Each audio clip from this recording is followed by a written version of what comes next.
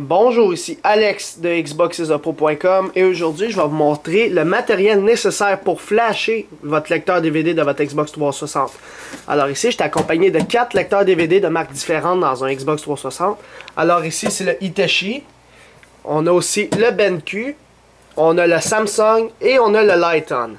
Alors comme vous pouvez le voir, le Lighton a besoin d'une nouvelle technologie pour le hacker, le flasher dans le fond. Alors si j'y vais par ordre de croissance, je pense que c'est l'Hitachi qui est venu avant le Samsung, je sais pas trop. Anyways, ces trois-là, tu as besoin de certains matériels. Le Lighton aussi, tu as besoin du même matériel plus ça. Alors ici, j'ai mon petit ordinateur que je me sers pour flasher des Xbox 360. Alors je vais vous montrer le matériel nécessaire. Premièrement, vous avez besoin de ça, ce petit chip-là. C'est quoi cette affaire-là? Ça s'appelle un CK3, le CK3 card dans le fond. Alors je vais vous le montrer sur Internet. Moi, je suis allé sur modchip.ca parce que je suis au Canada. Alors, modchip.ca. Je sais pas si en Europe, il y a d'autres sites, mais anyway, je vous dis le titre de la puce que vous avez besoin. Le Xecuter CK3 Pro. Alors, tu as besoin de ça. C'est environ 40$ canadiens, donc à peu près une vingtaine d'euros pour la France. Alors, tu as besoin de ça pour n'importe quel lecteur DVD. Puis, moi, je vous recommande tout le matériel que je vais vous dire en ce moment parce que si vous branchez directement votre lecteur DVD en SATA, il peut avoir des bugs puis des incompatibilités. Puis moi je calcule à peu près 70$ de matériel pour flasher la Xbox. Puis pourquoi vous devez payer ça? Mais un jeu d'habitude ça coûte 60$, 70$ les nouveaux jeux. Fait qu'autant mieux payer un jeu, ben je veux dire le matériel pour le flasher une fois, puis après avoir tous les jeux gratuitement, t'sais. Alors, je vois ça de même. C'est ça, vous avez besoin du CK3, il vient avec ce petit câble-là. Alors, vous avez besoin d'un câble série, Serial.com, qui se branche dans l'ordinateur.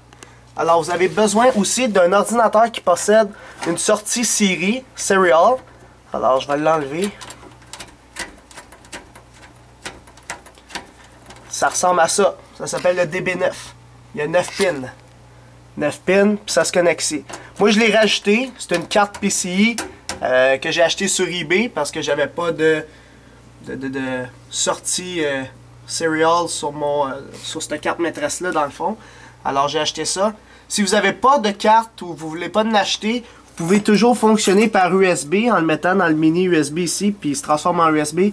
Mais je vous le dis, c'est moins... t'as moins de chances de réussir qu'un Serial.com. Il n'y a rien de mieux qu'un câble série pour flasher quelque chose.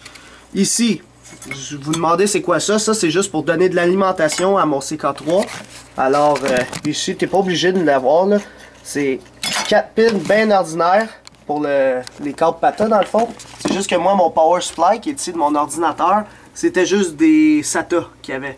Fait que je me sers d'un ancien lecteur de disque dur pour alimenter mon CK3. Fait que je vais juste le rebrancher. Fait que c'est ça, là on a le câble, comme ça vient ensemble.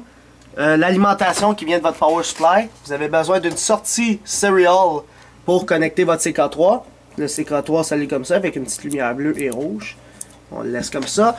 Et vous avez besoin finalement d'une carte VIA qui est ici. Ça marche aussi de le brancher directement en SATA sur votre carte maîtresse. Mais moi je vous recommande cette carte là. Pourquoi? Parce que sur internet ils disent que t'as plus de chances de réussir, moins de chances que ça crash, plus de chances de décrypter la clé de votre DVD, etc. Du lecteur DVD, pardon. Alors une carte VIA, tu peux acheter ça sur eBay avec un câble SATA, il vient avec le câble SATA. Fait qu'un câble SATA. Fait que si je récapitule, je branche, mettons, je sais pas moi, mon Samsung, qui a 2 connexions. Alors la connexion verte en arrière, et voilà, et le câble SATA de mon ordinateur. Puis après j'allume mon CK3. Puis on commence à flasher. Ça c'est avec d'autres vidéos que je vais faire par la suite pour flasher un lecteur DVD. Alors, j'ai parlé pour le BenQ, le Hitachi et le Samsung. Vous avez besoin de ça. Le Lighton, lui, c'est les nouveaux lecteurs DVD des Xbox. Il a besoin d'un autre matériau, la probe. Alors c'est quoi cette probe là? C'est une nouvelle type de connexion qui remplace le câble vert ici. Alors, je vais juste enlever le câble vert. Il se branche comme ça, le vert au bout. Ici. Puis ça, il se branche dans le lecteur DVD. Puis c'est quoi ça? Il y a deux petites pins ici qui permettent, parce qu'il faudra démonter, je vais juste le prendre là, il faudra démonter votre lecteur DVD pour mettre ça à certaines places pour décrypter la clé. Alors ça c'est juste pour les Light-On là ici. Vous voyez là c'est marqué les DG là, Light-On ici, Philips Light-On. Vous avez besoin de la probe. Alors je vous montre tous les matériaux sur internet. Alors on a le CK3 que je vous ai monté tantôt à 40$. Vous avez besoin de le SATA Controller. Il s'appelle aussi le VIA. Je vous conseille ce modèle-là. VIA 6421. C'est lui que j'ai en ce moment. Il est impeccable. Il fonctionne super bien. J'ai jamais eu de problème. C'est 20$. À peu près 10€. La probe, pour ceux qui ont les Light-On seulement. Alors ça le dit ici. Là, pour les Light-On. C'est juste pour les Light-On. Tu achètes ça. Il vient avec le câble rouge que je vous ai montré. Là, cette petite partie-là. Rouge et vert. Alors ça aussi c'est 20$. Puis tu as besoin du câble Serial si tu n'as pas déjà un chez toi. Sur eBay tu tapes Serial Cable DB9 là, puis tu n'as pas cher là. Il vient de la Chine ou des États-Unis, lui il vient des States. Alors tu achètes ça.